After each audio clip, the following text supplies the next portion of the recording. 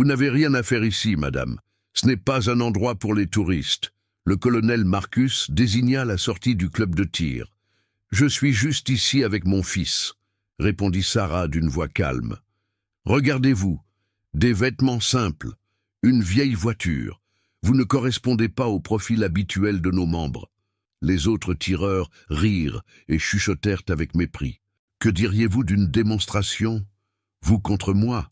Voyons si les civils savent vraiment tirer. Sarah hésita, mais accepta le défi pour défendre la dignité de son fils. Ce que Marcus ignorait, c'est qu'il venait de défier la tireuse la plus redoutable de l'histoire militaire américaine. La femme connue sous le nom de Ghost était sur le point de se révéler. Sarah Mitchell gara sa vieille Honda Civic sur le parking du Pine Valley Shooting Club. Elle resta assise un moment, agrippant le volant. Elle n'avait pas mis les pieds dans un club de tir depuis 15 ans. « Tu es sûre, maman ?» demanda Jake, depuis le siège passager. « Je suis sûre, » répondit Sarah, même si sa voix trahissait son doute. « Tu as mérité ta place dans le programme pour les jeunes. Je ne vais pas te laisser tomber. » Jake, 17 ans et grand pour son âge, avait découvert un talent naturel pour le tir à la cible grâce à un programme communautaire. Sarah voulait le soutenir, mais tout dans cet endroit la mettait mal à l'aise. Ils franchirent l'entrée principale. Le club était impressionnant. Des couloirs de tir professionnels s'étendaient tout le long du stand. Du matériel coûteux tapissait les murs. Les membres discutaient de fusils personnalisés et de résultats de compétition. Sarah se sentait déplacée dans son simple jean et sa veste sobre. Autour d'elle, les membres du club portaient des tenues de tir coûteuses et parlaient de lunettes de visée à 1000 $. Elle essaya de se fondre dans le décor. « Jake Morrison ?» appela une voix forte. « Tu es le nouveau du programme communautaire ?» Un homme en tenue militaire s'approcha. Son uniforme était impeccable et formel. De nombreuses médailles ornèrent sa poitrine. Son attitude respirait l'autorité. « Oui, monsieur, » répondit Jake. « Voici ma mère, Sarah Mitchell. » L'homme jeta à peine un coup d'œil à Sarah. « Je suis le colonel Marcus Whitfield, instructeur en chef ici. Je dirige cet endroit d'une main de fer. Nous respectons les normes militaires. » Sarah remarqua qu'il insistait sur son grade et son titre.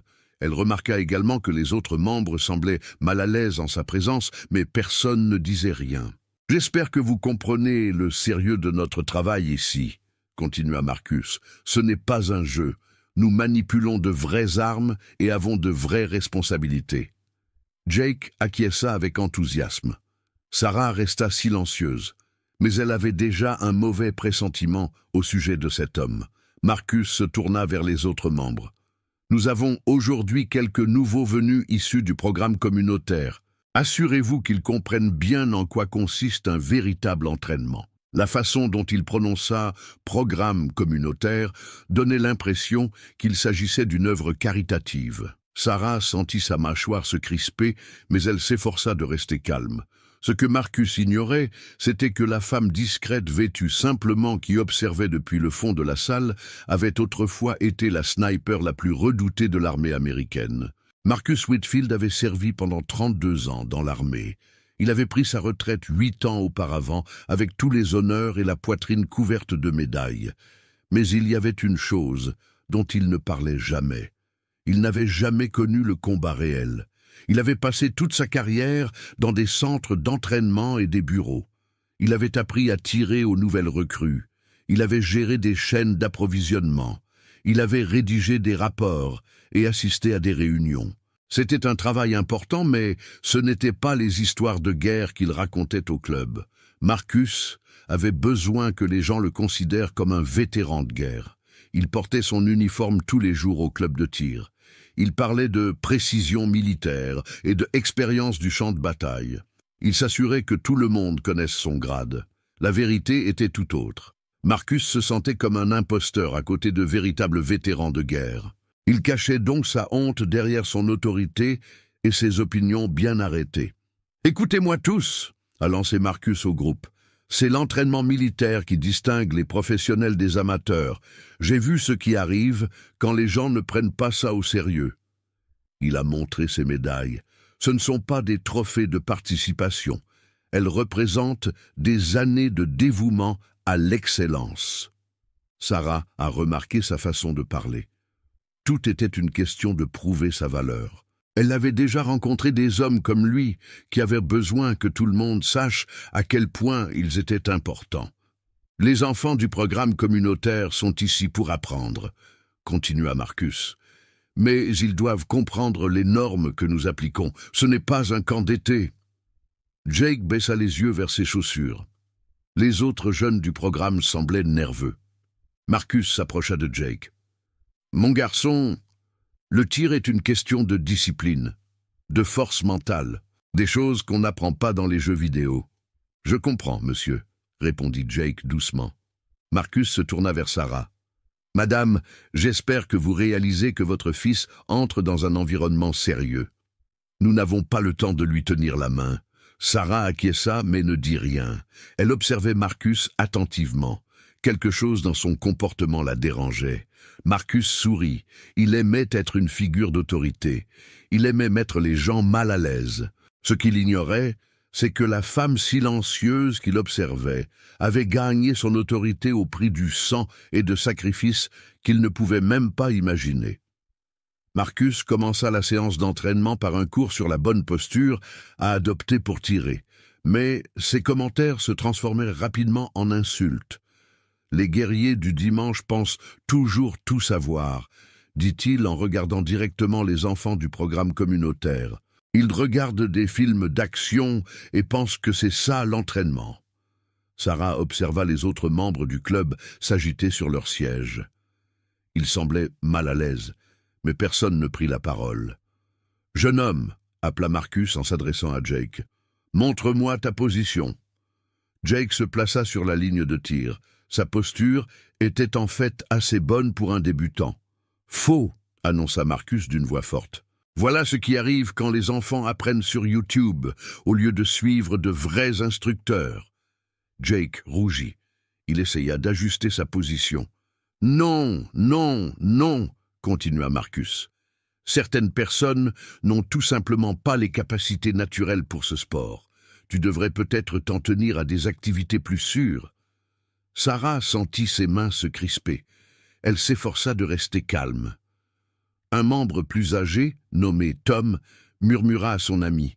« Marcus est trop dur avec ce gamin. »« Quelqu'un devrait dire quelque chose, » répondit son ami à voix basse. Mais personne ne dit rien. Marcus passa à la démonstration de la bonne technique de prise en main. C'est comme ça que les vrais soldats tiennent leurs armes, pas comme les personnages de jeux vidéo. Il prit soin de souligner le mot « vrai » tout en regardant les participants au programme communautaire. « Madame », dit soudain Marcus en s'adressant à Sarah, « j'espère que vous prenez des notes. Votre fils a besoin de toute l'aide possible. » Sarah leva les yeux de l'endroit où elle se tenait silencieusement. « Il se débrouille bien. »« Bien, ce n'est pas suffisant ici, » répondit Marcus. « Nous exigeons l'excellence, les normes militaires. » Sarah remarqua qu'il ne cessait de mentionner les normes militaires. Quelque chose dans son ton la dérangeait. Elle avait déjà entendu de vrais chefs militaires s'exprimer. Ils n'avaient pas besoin de se prouver à chaque phrase. « Peut-être que certaines personnes ne sont tout simplement pas faites pour ça, » ajouta Marcus, suffisamment fort pour que tout le monde l'entende. Jake semblait vouloir partir. L'instinct protecteur de Sarah commençait à se manifester. Elle s'était promis d'éviter toute confrontation, mais voir son fils humilié mettait sa patience à rude épreuve. Marcus remarqua que Sarah observait la scène depuis l'arrière du groupe. Il décida de l'inclure dans sa démonstration d'autorité. « Madame, avez-vous l'intention de superviser chaque tir de votre fils ?» demanda-t-il avec un sourire narquois. Sarah garda un ton calme. « Je suis juste là pour le soutenir. »« Je vois, » répondit Marcus. « Laissez-moi deviner. Vous faites partie de ces mères qui pensent que regarder des films d'action fait de vous une experte en armes à feu ?» Quelques membres rirent nerveusement. Sarah ne répondit pas. Marcus se sentit encouragé par cette réaction. On entend souvent ça ici. Les gens pensent qu'Hollywood enseigne le maniement réel des armes à feu. Il s'approcha de Sarah. Le tir réel nécessite un entraînement, de la discipline, des choses que l'on n'apprend pas dans les films. Je comprends, dit Sarah doucement. Vraiment? Insista Marcus, parce que j'ai vu trop de civils qui pensent tout savoir sur les armes.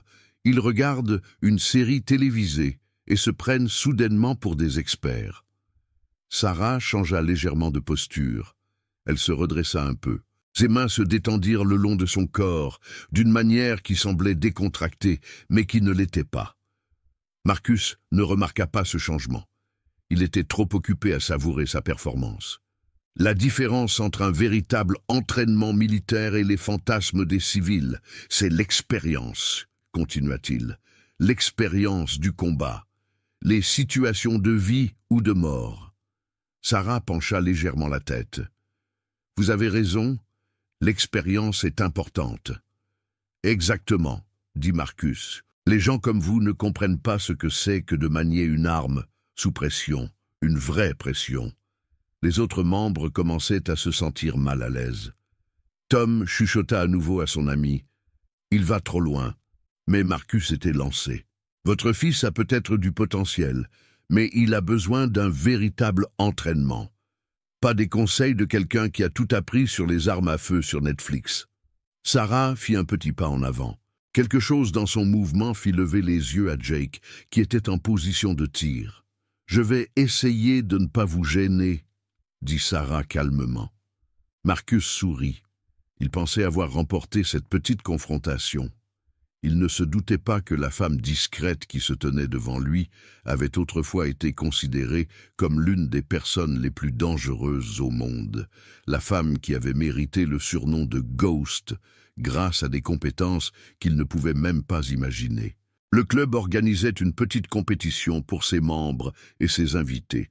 Marcus vit là une occasion de marquer des points. « Mesdames et messieurs, annonça-t-il, nous allons assister aujourd'hui à une démonstration spéciale, une leçon sur la différence entre des professionnels entraînés et des amateurs curieux. » Il regarda Sarah droit dans les yeux. « Madame, souhaitez-vous participer?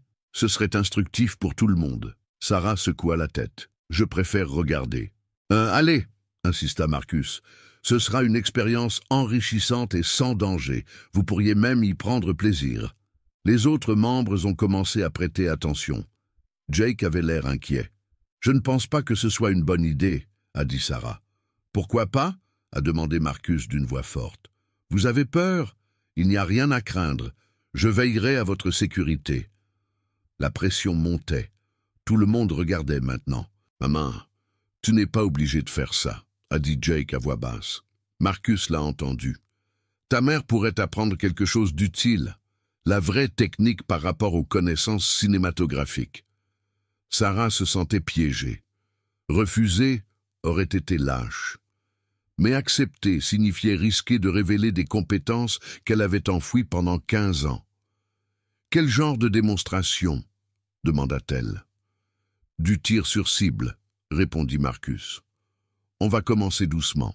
À 25 mètres, un test de précision basique. Il était clairement convaincu qu'il gagnerait facilement. « Si je le fais, » dit Sarah lentement, « et que j'arrive à faire mieux que prévu, tu traiteras tous les enfants du programme communautaire avec respect ?» Marcus éclata de rire. « Madame, si vous me battez, je m'excuserai personnellement auprès de chaque personne ici présente. »« Marché conclu, » dit Sarah. La foule se rassembla autour de la ligne de tir. Marcus préparait déjà son discours de victoire. Jake murmura « Maman, qu'est-ce que tu fais ?» Sarah regarda son fils. « Parfois, il faut défendre ce qui est juste. » Elle s'avança vers la ligne de tir, le cœur battant à tout rompre.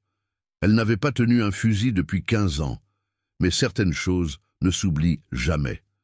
Marcus lui tendit un fusil de club basique. « Ne t'inquiète pas, » dit-il. « La plupart des débutants ne touchent même pas le papier. » Sarah prit l'arme et sentit 15 années de vie paisible commencer à se fissurer.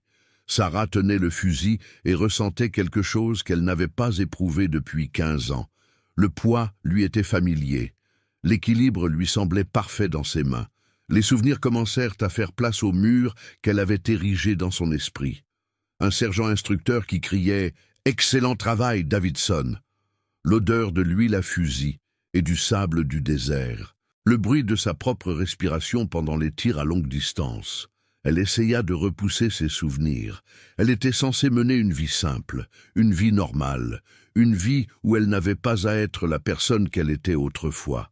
Mais Jake l'observait. Les enfants du quartier l'observaient, et Marcus souriait comme s'il avait déjà gagné. La mémoire musculaire de Sarah prit le dessus.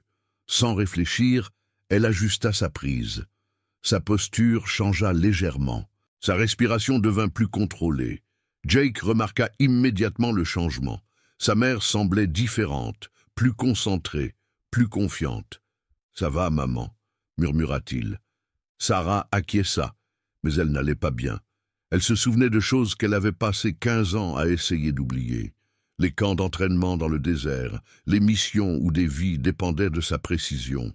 Le poids de la responsabilité qui accompagnait le fait d'être l'une des meilleures tireuses d'élite au monde. « Prends ton temps », dit Marcus d'un ton moqueur. « Pas de précipitation. On sait que c'est nouveau pour toi. » Sarah ferma les yeux un instant. Elle pensa à David, son partenaire, son meilleur ami, l'homme qui était mort parce qu'elle n'avait pas pu le protéger. Elle s'était promis de ne plus jamais toucher une arme. Mais elle était là, un fusil à la main, la dignité de son fils en jeu. « Je suis prête », dit-elle doucement. Marcus prit position le premier. Il voulait fixer un niveau élevé, impossible à atteindre pour un civil. Ce qu'il ignorait, c'est que la femme à côté de lui avait autrefois été considérée comme la sniper la plus dangereuse au monde. La femme qui avait gagné le surnom de Ghost, parce que ses ennemis ne la voyaient jamais venir. Sarah Davidson était sur le point de se souvenir de qui elle était autrefois. La compétition commença à 25 mètres. Marcus commença, voulant montrer ses talents. Il prit son temps pour préparer son tir. Il s'assura que tout le monde pouvait voir sa posture parfaite. Sa respiration était contrôlée. Sa position était militaire, comme dans les manuels. Marcus tira 5 coups. Tous atteignirent la cible, regroupés près du centre. Ce n'était pas parfait, mais c'était un tir solide. « Voilà comment on fait », annonça-t-il à la foule. « Des années d'entraînement se révèlent dans des moments comme celui-ci. » Il recula avec un sourire confiant. Sarah s'approcha de la ligne de tir. Elle prit délibérément un air incertain. Au début, elle tenait le fusil maladroitement, comme quelqu'un qui n'avait jamais manipulé une arme auparavant. « Tu as besoin d'aide ?» demanda Marcus. « La sécurité est juste là. »« Je crois que ça va », répondit Sarah en faisant semblant de tâtonner avec les commandes. Son premier tir était intentionnellement décentré. Il atteignit la cible, mais c'était clairement le travail d'une débutante. Marcus hocha la tête d'un air entendu. « Ne t'inquiète pas, la plupart des gens ratent complètement leur premier tir. Le deuxième tir de Sarah était un peu meilleur. Toujours amateur, mais avec une nette amélioration. « Elle apprend », dit quelqu'un dans la foule. Son troisième tir était plus proche du centre. Le quatrième était encore meilleur. Marcus était toujours confiant, mais il remarqua quelque chose d'étrange. Tous les tirs atteignaient la cible. Même les mauvais tireurs rataient parfois complètement leur coup. Le cinquième tir de Sarah était similaire au quatrième. Ensemble, ils formaient un motif correct. « Pas mal pour une débutante », dit Marcus, « mais on voit bien la différence que fait l'entraînement. » La foule acquiesça. Marcus avait clairement remporté cette manche, mais quelques personnes remarquèrent quelque chose d'étrange. Les tirs de Sarah s'amélioraient trop rapidement, et la façon dont elle tenait le fusil commençait à paraître plus naturelle. Tom murmura à son ami « Elle apprend vite ». Sarah l'entendit. Elle s'efforçait de cacher ce qui arrivait à sa mémoire musculaire. 15 années de vie paisible commençaient à se fissurer. Ils reculèrent de 50 mètres. Marcus était toujours confiant lorsqu'il prit position. Ses tirs étaient bons, réguliers. Il maintenait un groupement solide près du centre de la cible. 50 mètres séparent les vrais tireurs des chanceux, dit-il à la foule. Sarah s'avança jusqu'à la ligne. Elle faisait toujours semblant d'apprendre, mais ses progrès devenaient de plus en plus difficiles à cacher. Ses tirs étaient beaucoup plus groupés qu'ils n'auraient dû l'être pour quelqu'un d'aussi novice. Il se rapprochait du centre à chaque tir. Marcus remarqua qu'elle manipulait le fusil avec plus d'assurance. Ses mouvements devenaient plus fluides. « Vous apprenez vite », dit-il. Vous avez peut-être un don naturel. J'essaie juste de suivre votre exemple, répondit Sarah. Mais à l'intérieur, elle menait un combat. Son ancien entraînement reprenait le dessus. La mémoire musculaire était trop forte pour être complètement réprimée. À 75 mètres, le véritable talent de Sarah commença à se révéler. Ces 3 tirs formèrent un triangle serré qui aurait fait la fierté de tireurs expérimentés. Marcus fixa la cible. C'est très bien tiré. La foule commençait à murmurer. Ce n'était plus de la chance de débutante. « Comment as-tu fait ça ?» demanda Jake à sa mère. Sarah ne répondit pas. Elle se souvenait des séances d'entraînement où les instructeurs exigeaient la perfection, où rater un tir signifiait la mort. Un vétéran dans la foule, nommé Bill, s'approcha pour mieux voir la position de Sarah. Quelque chose dans son attitude lui semblait familier. « C'est la posture militaire », murmura-t-il à Tom. Marcus l'entendit. « Que voulez-vous dire ? Sa façon de se tenir, sa façon de respirer avant de tirer, ce n'est pas une technique civile. » Marcus observa Sarah plus attentivement. Pour la première fois, le doute s'insinua dans son esprit. « Madame ?» demanda-t-il lentement. « Avez-vous déjà tiré ?» Sarah croisa son regard. « Pas depuis longtemps. » La vérité commençait à faire surface. Sarah Davidson se souvenait de qui elle était autrefois. Et Marcus Whitfield était sur le point d'apprendre qu'il avait défié la mauvaise personne. À 100 mètres, Sarah cessa de faire semblant. Elle se tint sur la ligne de tir, et tout son corps changea. Sa posture devint parfaite. Sa respiration prit un rythme que plusieurs vétérans reconnurent immédiatement. Marcus regardait avec une inquiétude grandissante Sarah se transformer sous ses yeux. Elle n'était plus la mère civile nerveuse. Elle bougeait comme un prédateur. Chaque mouvement était précis et contrôlé. Son premier tir à 100 mètres fit mouche en plein centre. La foule se tut. Son deuxième tir fut si proche du premier qu'il était difficile de distinguer les 2 impacts. Marcus laissa tomber son fusil. C'est impossible. Son troisième tir compléta une série si serrée que les 3 balles auraient pu tenir sous une pièce de monnaie. « Aucun civil ne tire comme ça », murmura Marcus. Les 4e et 5e tirs de Sarah élargirent la série de quelques millimètres. 5 tirs dont n'importe quel tireur d'élite professionnel aurait été fier. Le silence se prolongea pendant de longues secondes. Bill, le vétéran dans la foule, fixait Sarah avec des yeux écarquillés. « Je connais ce style de tir. » Sarah finit par regarder Marcus droit dans les yeux. Son regard était froid et concentré. C'était le regard de quelqu'un qui avait tué pour protéger les autres. Marcus recula d'un pas. Tous ses instincts lui disaient qu'il avait affaire à une personne dangereuse. « Madame, » dit-il doucement, « qui êtes-vous » Sarah ne répondit pas tout de suite. Elle regardait la cible, se remémorant toutes les fois où une telle précision avait sauvé des vies. « Je suis la mère de Jake, » dit-elle enfin.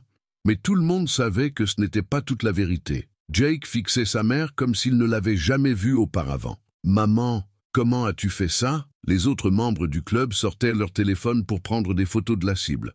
Marcus réalisa qu'il avait commis une terrible erreur.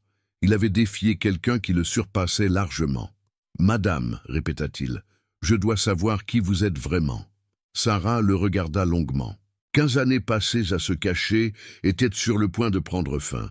15 ans plus tôt, le sergent Sarah Davidson avait 22 ans et était déjà une légende. Elle était la plus jeune femme jamais acceptée dans les forces spéciales en tant que sniper.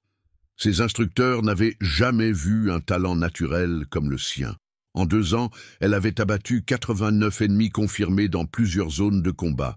Les autres soldats la surnommaient « Ghost », fantôme, car elle pouvait apparaître n'importe où, éliminer des cibles à des distances impossibles et disparaître sans laisser de traces. Sarah menait des missions à haut risque en territoire ennemi. Elle avait sauvé d'innombrables vies en éliminant des menaces avant qu'elles ne puissent nuire à son équipe ou à des civils. Ses camarades soldats la respectaient profondément. Les commandants des pays alliés la demandaient spécifiquement pour les opérations conjointes. À 27 ans, les experts militaires la considéraient comme l'une des meilleures tireuses d'élite que le pays ait jamais connue. Elle avait reçu des médailles pour son courage et la reconnaissance de gouvernements étrangers. Mais Sarah était plus qu'une simple tueuse. Elle était une protectrice. Chaque tir qu'elle effectuait visait à sauver des vies innocentes. Ses coéquipiers lui confiaient leur vie, elle ne les a jamais laissés tomber. Sarah était capable de réaliser des tirs que d'autres snipers jugeaient impossibles. Le vent, la distance, les cibles en mouvement, rien ne semblait pouvoir l'arrêter. Les forces ennemies avaient appris à craindre les zones où Ghost opérait. Des unités entières changeaient de route juste pour l'éviter. Elle était une arme sous forme humaine. Mais c'était aussi une femme qui portait le poids de chaque vie qu'elle avait prise. L'armée voulait la garder pour toujours. Elle était trop précieuse pour être perdue. Mais tout a changé lors de sa dernière mission. La mission qui l'a poussée à abandonner tout ce qu'elle avait toujours connu. La mission qui a fait disparaître Sarah Davidson et a laissé la place à Sarah Mitchell. La mission où son meilleur ami est mort parce qu'elle n'a pas pu le sauver. Ce jour-là, Ghost est mort et une femme brisée est née. La dernière mission a commencé par de mauvaises informations. Sarah savait que quelque chose n'allait pas, mais ses supérieurs lui ont ordonné de continuer malgré tout. Elle travaillait avec son partenaire et meilleur ami, le caporal David Morrison. Tout le monde l'appelait Hawk, le faucon, en raison de son regard perçant et de sa vivacité d'esprit. Ils avaient été envoyés pour secourir des civils piégés en territoire ennemi. Sarah soupçonnait un piège, mais le commandement insistait sur la fiabilité de la mission. David faisait entièrement confiance à l'instinct de Sarah. « Si tu penses que c'est une erreur, on devrait t'annuler », lui avait-il dit. Mais Sarah s'est laissée convaincre par ses supérieurs. Elle a ignoré son propre jugement. Ce fut la plus grande erreur de sa vie. L'ennemi attendait exactement là où Sarah pensait le trouver. L'embuscade était parfaite. David s'est jeté devant un groupe d'enfants pour les protéger des tirs. Il leur a sauvé la vie, mais a reçu 3 balles dans la poitrine. Sarah passa en mode combat. Elle élimina 12 combattants ennemis en moins de 2 minutes. Sa précision était parfaite, même si son cœur était brisé. Elle couvrit l'évacuation de tous les civils et conduisit David à l'équipe médicale. Mais il était trop tard. Il mourut en lui tenant la main. « Ce n'est pas ta faute, Ghost », furent ses derniers mots. « Tu les as tous sauvés. » Mais Sarah savait bien que ce n'était pas vrai. Elle aurait dû se fier à son instinct. Elle aurait dû refuser cette mission. David était mort parce qu'elle avait laissé la politique prendre le pas sur son jugement. Après les funérailles, Sarah demanda à être démobilisée immédiatement. Elle changea légalement son nom de Davidson à Mitchell. Elle déménagea loin et jura de ne plus jamais toucher une arme. Elle passa 15 ans à se construire une vie tranquille. Elle devint la mère que David aurait voulu qu'elle soit. Elle apprit à Jake que la violence n'était jamais la solution. Mais maintenant, debout dans ce club de tir, tous ses souvenirs lui revenaient en mémoire. La mort de David, sa culpabilité, sa promesse de vivre en paix. Tout cela était menacé par un homme arrogant qui ne savait pas quand s'arrêter. Marcus était prêt à tout pour sauver sa réputation. Il proposa un dernier tir pour régler tout cela. 150 mètres, annonça-t-il. La plus petite cible disponible. Le gagnant remporte tout. Il sortit son fusil le plus cher, équipé d'une lunette de visée puissante. Un équipement militaire qui coûtait plus cher que la plupart des voitures. « Vous pouvez utiliser le fusil de base du club », dit-il à Sarah. « Juste le viseur métallique, ça devrait être équitable. » Sarah faillit sourire. L'équité aurait été que Marcus sache qui il défiait. La foule se rassembla tandis que Marcus tirait le premier. Même avec son équipement haut de gamme, 150 mètres était un défi. Son tir était bon, proche du centre, mais pas parfait. « Fais mieux que ça », dit-il avec assurance. Sarah prit le fusil basique.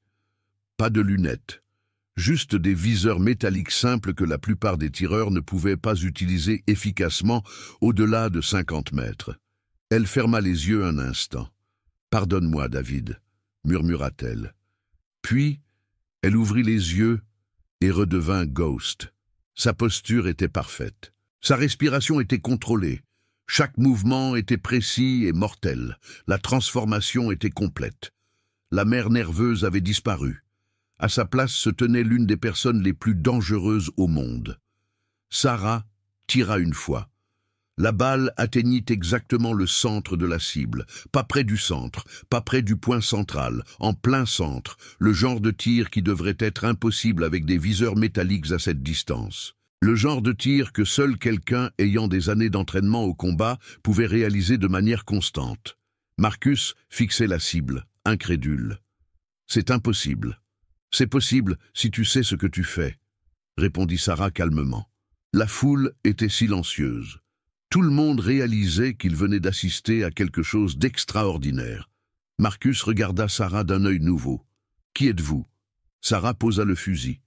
15 années passées dans la clandestinité étaient terminées. « Je suis quelqu'un qui a appris il y a longtemps que les brutes doivent être arrêtés. » Le silence fut rompu par Bill, le vétéran le plus âgé de la foule.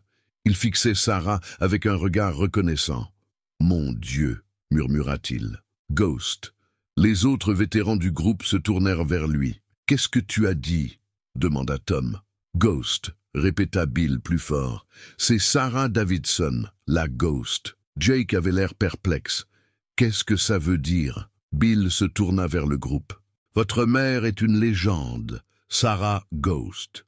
Davidson a sauvé des centaines de vies lors de missions dont la plupart d'entre vous n'entendront jamais parler. Les gens ont sorti leur téléphone pour chercher des informations.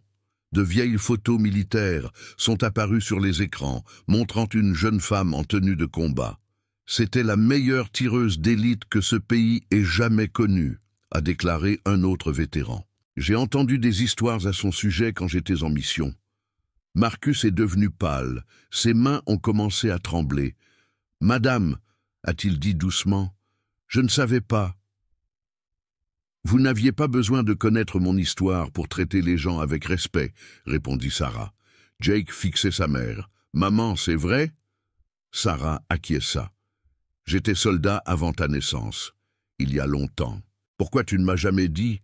Parce que je voulais que tu connaisses la paix, répondit Sarah. Je voulais que tu grandisses, en croyant que les problèmes pouvaient être résolus sans violence. Marcus prit conscience de la gravité de son erreur. Il avait insulté une véritable héroïne de guerre, quelqu'un qui avait réellement mérité le droit de porter l'uniforme. « Madame, » dit-il en retirant son chapeau, « je vous dois des excuses. Je dois des excuses à tout le monde ici présent. » Il se tourna vers l'ensemble du groupe. « Cette femme est Sarah Davidson, une véritable héroïne américaine. Mon comportement aujourd'hui m'a déshonoré et a déshonoré ce club. » Il regarda Sarah. « Madame, je vous demande respectueusement de me pardonner. » Sarah scruta son visage. Elle y vit un regret sincère. « Vos excuses sont acceptées, » dit-elle, « mais le vrai test sera la façon dont vous traiterez les gens à l'avenir. » Marcus acquiesça. « Vous avez ma parole. » Marcus se mit au garde-à-vous. C'était une réaction automatique face à un soldat supérieur, même s'ils étaient tous deux civils à présent. « Madame, » dit-il avec un respect sincère, « je m'excuse pour mon comportement. J'ai eu tort sur toute la ligne. » Sarah pouvait voir que le changement en lui était réel. Son arrogance avait disparu. À sa place, il y avait l'humilité qu'il aurait dû montrer dès le début. « J'ai laissé mes insécurités contrôler mes actions. » Continua Marcus. « Je vous ai maltraité, vous et ces jeunes, parce que j'avais besoin de me sentir important. » Il se tourna vers Jake et les autres enfants du programme communautaire. « Je vous dois également des excuses à tous.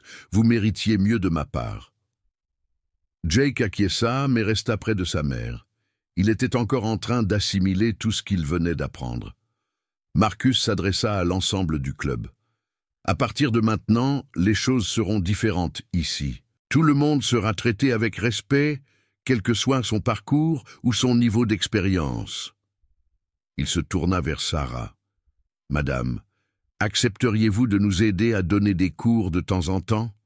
Ces enfants pourraient apprendre beaucoup de vous. » Sarah secoua la tête. « Je ne suis plus cette personne. J'ai choisi une autre voie. »« Je comprends, » répondit Marcus. « Mais si jamais vous changez d'avis, vous serez toujours la bienvenue ici. » D'autres membres du club s'approchèrent de Sarah.